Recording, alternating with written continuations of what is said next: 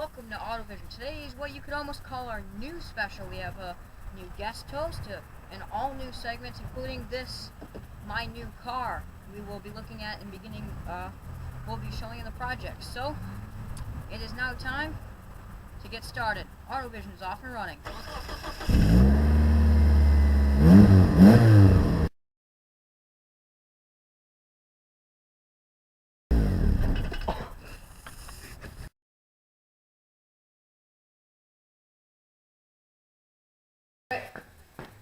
It's now time to do our first edition of Racing What's Hot and What's Not. Alex, you start off, and we call it racing, but you managed to screw up and not do race cars. Actually, I did the same. Well, you see.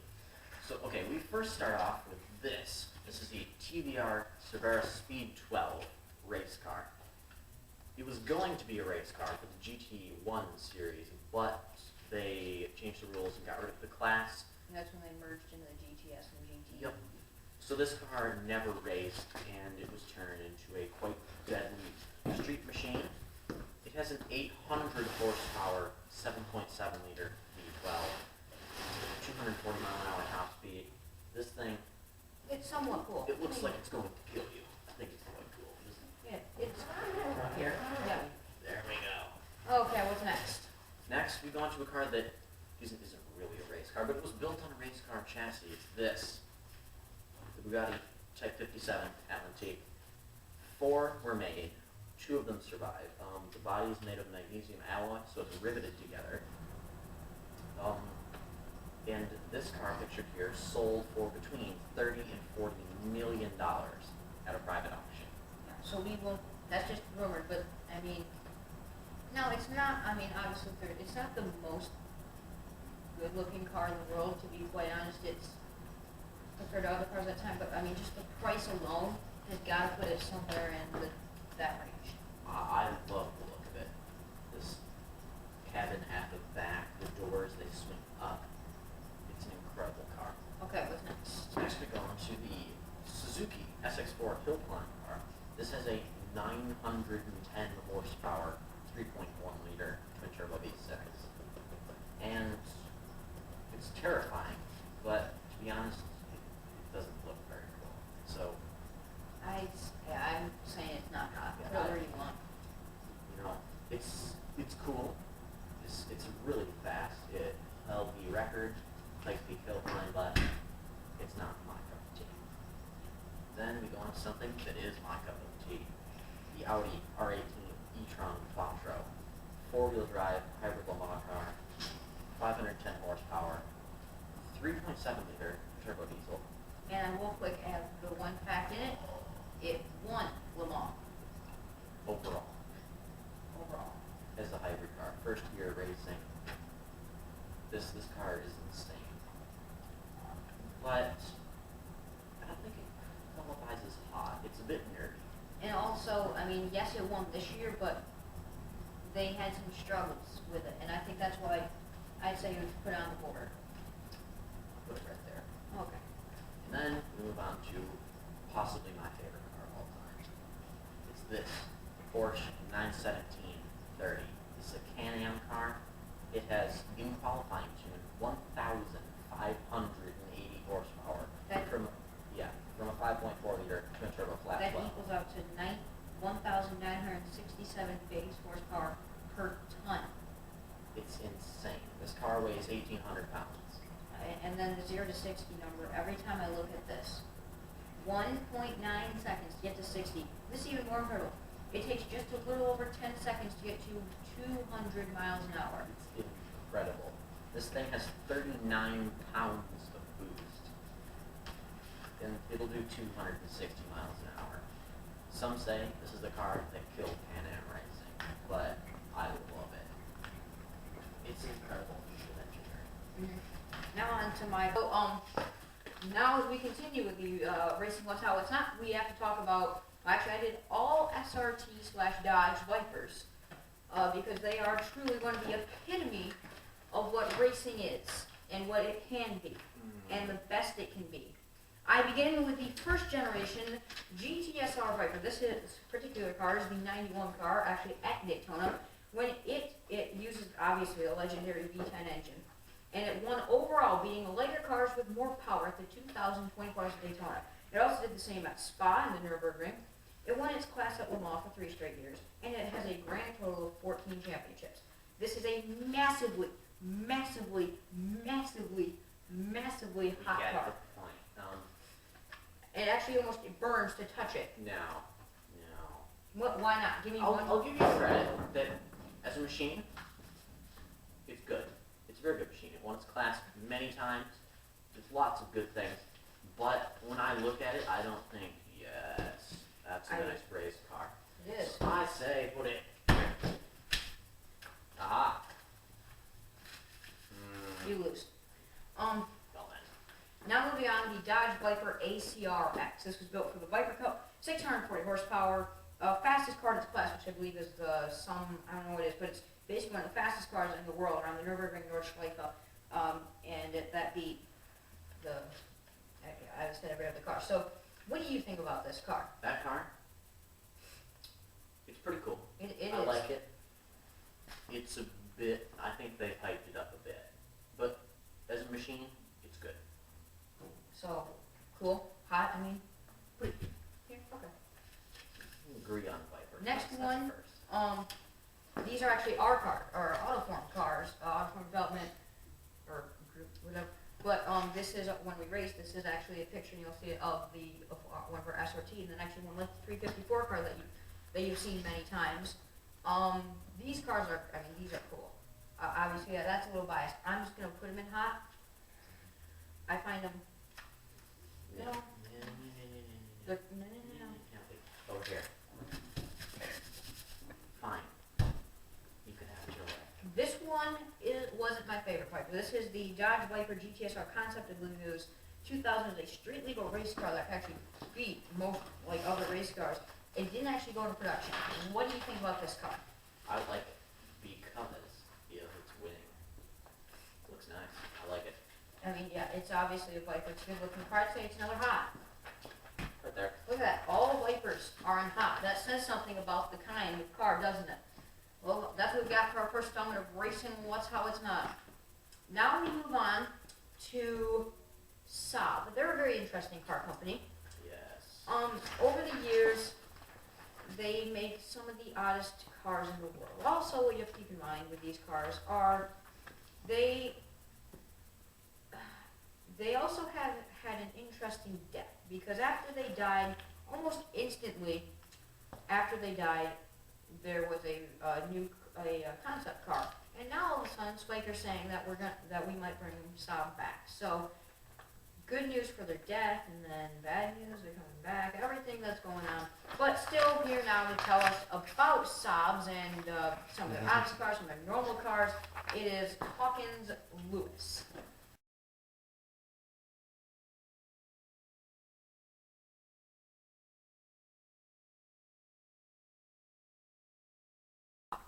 Saab, the greatest car company on the face of the earth.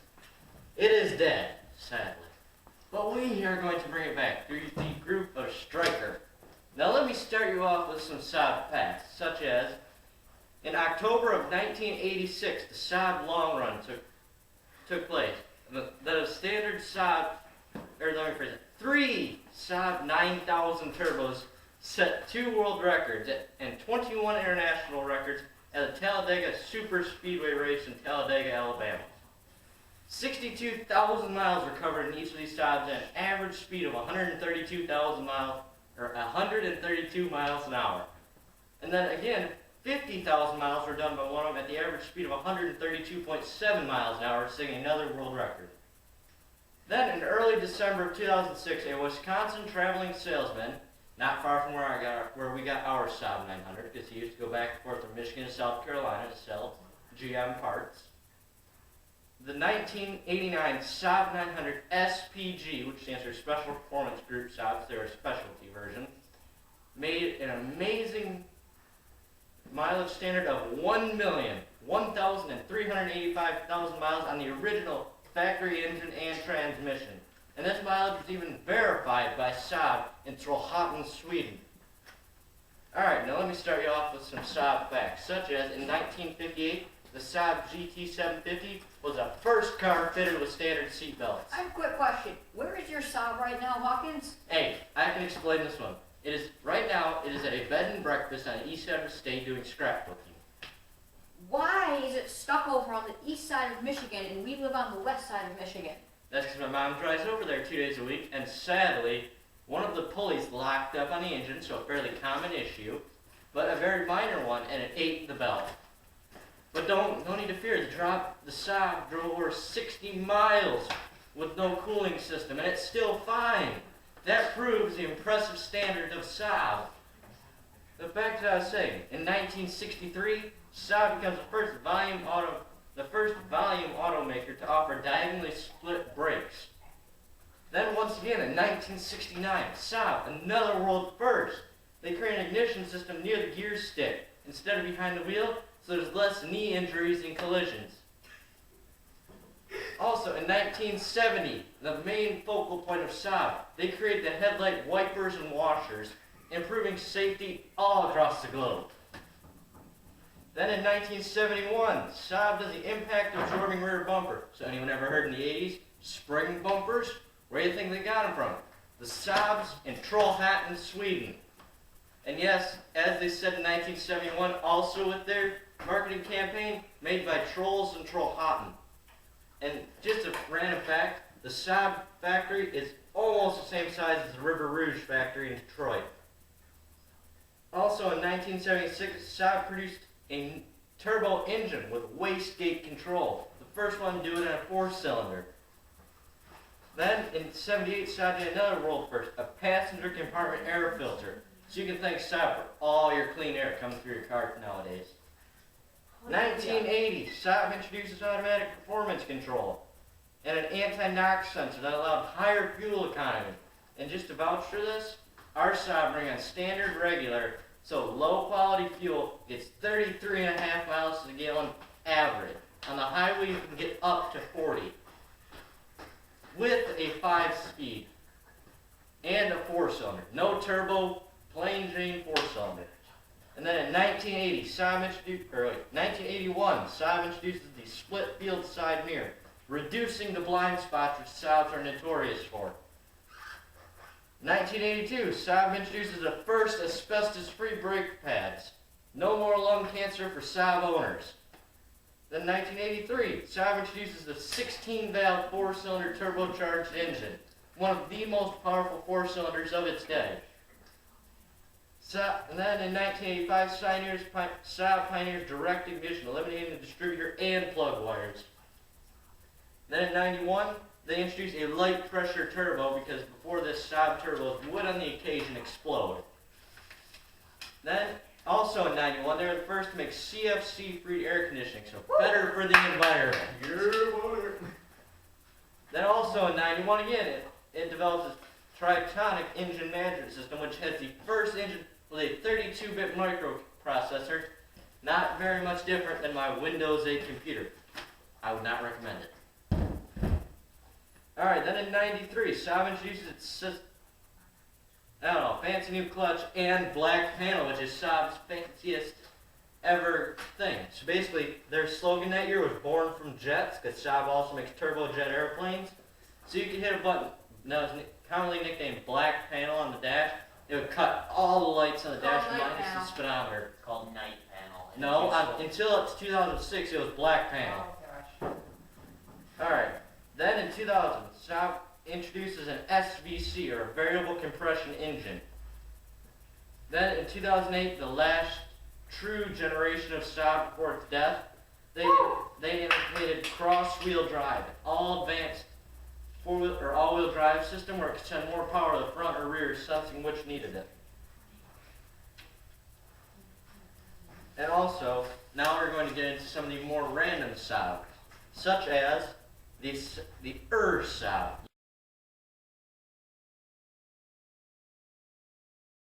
Yes, you are Saab. It was created by a team of 16 Swedish aircraft designers by a company called Saab AB. But only one of whom of these designers had a driver's license in Sweden. How many of the 16 were drunk? No, but only one had a driver's license. Alright, they decided to apply the design and engineering concepts they had mastered building the jet aircraft to the automobile. As a result, the first prototype was hand-built and considered a classic for its aerodynamic lines and almost bug-eye like headlights. Then we jump all the way up to 1960. The Saab Formula Junior, their first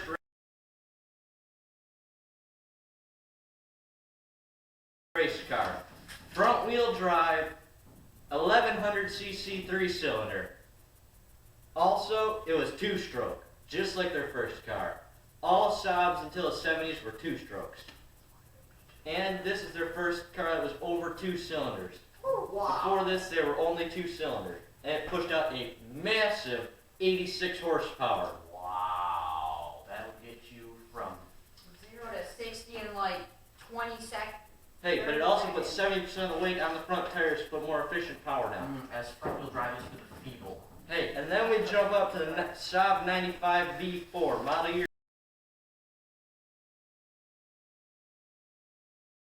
67 to 78. It was the first Saab wagon. And yes, V4, 4-cylinder. Saab's first 4-stroke 4-cylinder. It was based on the Ford Trontis 12M, and that a front-wheel drive of its era, very popular in the United States, even though Saab still wasn't in the United States. The 1400 V4 delivered 65 horsepower at 4,708 RPM, and it would reach that in just 65 in 16 seconds. And it was capable of almost 100 miles an hour, even though Saab only recommended not going over 80. Alright, then I know I'm jumping a bit ahead of myself, but we have to go to one of the most iconic Saabs of all time. The classic 900. It's boxy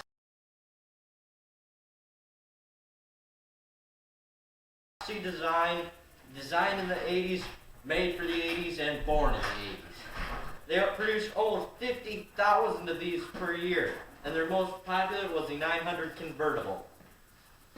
And once again, all these were made in Trollhättan, Sweden. That's what I'm going to run home. Everybody thinks of Sweden cars as Volvo. I say Saab cars, Scania trucks, and Saab airplanes. Yeah. And they were first brought to the United States in 1982, where Saab enjoyed 5 prosperous years alone. Don't Saab airplanes use Volvo motors, engines? No, Saab designs their own turboprops. Alright, then we have to take it in between there. The Saab 9000 Aero. Arguably one of the ugliest Saabs out there. Alright, so basically Saab has been planning a new model since 1974, even though it didn't get off the ground until 85. It was based with collaboration from Fiat and Lancia to produce a large car known as a Type 4. And basically, there was 155 versions of this till it got to the final production, with the combination of folding rear seat and the estate saloon opening rear hatch made for salesmen. Then we have to bring up probably the most popular Saab ever, the GM 900. The nice rounded one, the first one that was mass produced in America. America.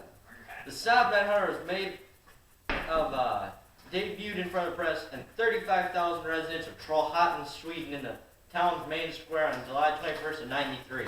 The new 900 was a completely new model since General Motors took a 50% stake.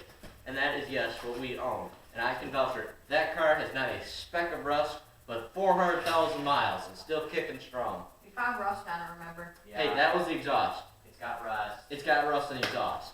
Every car's going to rust underneath a little bit. But there is no body rust. Alright, so basically this car had been designed since 1967 when the Saab 99 came out to be a larger car. And at the close of the 80s, it took them almost 110 hours to build this Saab. Because they took such precision in getting it all right. And they would weight the doors like Cadillac to make a solid thump when you shut them. Mercedes does that. And Cadillac. Alright, so basically, just in the first 30 hours of its release, there was over 35,000 orders for these Saabs. Mind you, all 4 cylinders. No 6s yet. All 4s. Alright, then we're taking it back. Throwing it back to the 70s. The 97 Sonnet 3. The only, arguably the only race car slash muscle car of Saab. It was designed after the Mustang Mach 2. And it was It was the Mustang Mach 2 of Europe. It was designed to be a fast car, but still front-wheel drive. Right, because the Mach 2 is a great car. Alright, like I said, it was a Swedish-Italian styled car unveiled in 1970, and it only came in the 3 standard Saab colors: black, red, green, and the occasional yellow, even though it's not really a Saab color. Alright, and how else could you talk about Saab without bringing up the Topola camper? You could pull off the rear hatch of your Saab and drop in a camper that would slide in up and over the front and have arms that come down onto the hood. Basically, this camper could easily sleep 2 to 3 and had a small kitchen in it. Very small. Like, the sink, I want to say, was 8 inches across. Then, more of the random Saabs of the world. The Saab 900 pickup. You take a 900, cut off the back, and put on a bed. There you go. Brilliant idea. And in some South American countries, you can even get a Saab tandem axle rear end with a flatbed. So it's a lorry. Yes, it is. Or as we call them in America, straights. But like I was saying, Saab has had wonderful cars over the years. They've been mass-produced in America, mass-produced in Trollhättan, where they should be and always will be. And all I know is that Saab is coming back. Lord, kill us all. Okay, so what we'll be doing is we'll be walking you through as we go through this project of the car. Today, obviously, I'm just showing you what will tentatively be done. Obviously, engine has a bit of an oil issue. That will be fixed. Also, eventually, we will be putting intercoolers and turbos on it. A little bit different hood, different front end that will have more of the new SRT Viper look, where it kind of fans out again through there. And now, right on the paint, it's going to be a white car with a matte black stripe that runs about the width of the turbo bump, and then carries on. The roof will be black. It'll carry on that matte black, and within that matte black, there will be a similar red to this inside that matte black. Rear end, a little bit different, more of a standing up rear spoiler. Also a little bit of a different diffuser on the back, and possibly even a job of taking the exhaust and putting that out behind the passenger door. Possibly even a little bit of work, if you know the Ferrari 599 GTO, almost a similar possible changes along that side. Really, it's actually, for what it is, it's a pretty good car. Not too much action will be done to the interior.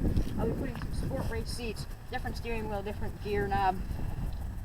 But for the most part, it will be staying, not the same it is, because it'll look a lot different and a lot better. But for the most part, I think it'll be quite a car by the time we're all said and done.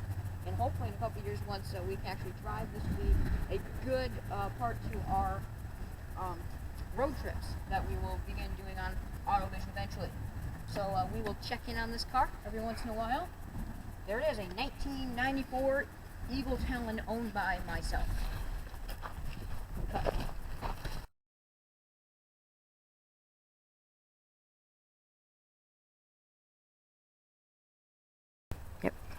Okay, so ladies and gentlemen, as you probably remember from a couple episodes ago, we did golf cart racing around our special rally stage here.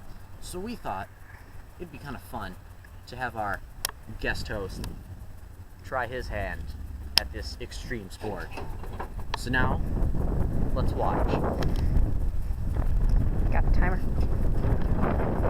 Here we go, Hawkins. You know the course? I know it's better than Black Mountain. Oh, hold on. Here we go. Are you ready? Ready as I'll ever be. 5, 4.3, 3.2, 2.4, 1.1, go! Watch out!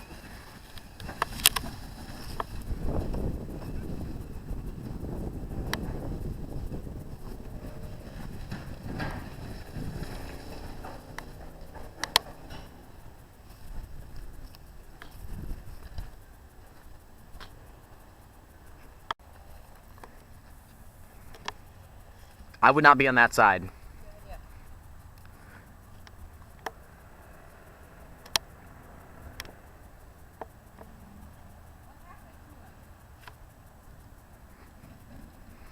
Here he comes.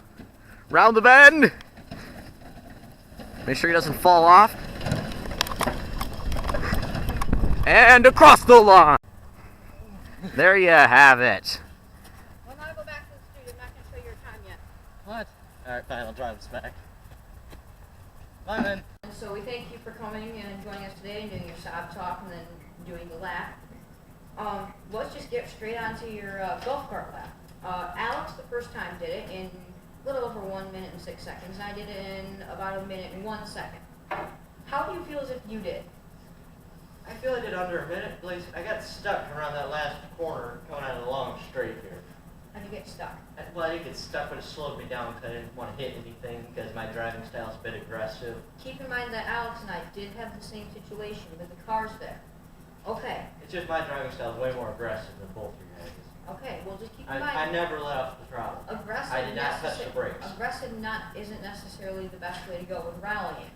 I just didn't touch the brakes. So, Hawkins. Except for that one corner where I drifted it. You think that you're under 1 minute, so you think that you beat us I both. think I beat you both. Hawkins, you did it in 1 minute, 12 seconds, .21. Holy. How did I pull that one off? I don't know.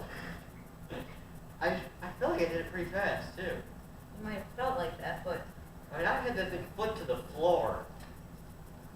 the golf cart's at the same charge, because I've driven the golf cart's at the same charge as when we did it. Wow. I have no Who idea. votes we do it again? I think I can do better. We're not doing it again. It was fun. Maybe next time you come back, you'll get a chance. Well, I guess that's all we have today for Thanks. today. From all of us here at Autovision, thanks for joining us today, Hawkins. Have a good rest of your day, and we'll see you next time.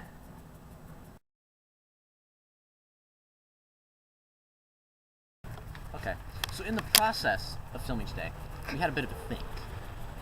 You know, it turns out Hawkins is an avid mountain biker. You know it. So we decided to have a bit of a race between the golf cart and Hawkins on his bike. Felt 29er, candy pedals, all the way. The course will consist of us going straight down this straightaway. We will turn around the back, come up the side, and then we will finish right here where we started. It felt So, ladies and gentlemen, after Hawkins' first mistake, we're now going to try this again. So here we go, in 3, 2, 1, go! Oh, goodbye, Hawkins! Goodbye, boy! We're being chased. Being chased by a mail van!